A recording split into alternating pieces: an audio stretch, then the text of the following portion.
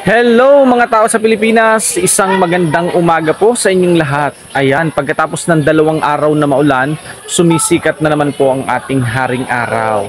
Parang nagbabadya na maganda na ulit ang ating panahon. Ayan, kung nakikita nyo nga, maaraw na. Pero umaambon-ambon na naman. Parang buhay lang natin yan. Hindi laging maulan, sisikat din ang araw. Kumbaga, natatapos din yung mga pinagdaraanan natin sa buhay. Lumilipas din ang mga problema na mayroon tayo, kaya huwag tayong mawawalan ng pag-asa.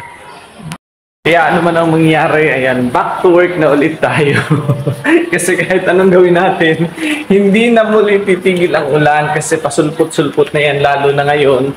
Pero na October, November, December, hanggang mag-December, maulan na talaga yan. Tuloy-tuloy na. Maanong mainit, maanong uulan. Kasi na, malamig na naman. At nalalapit na ang Christmas. Ayan.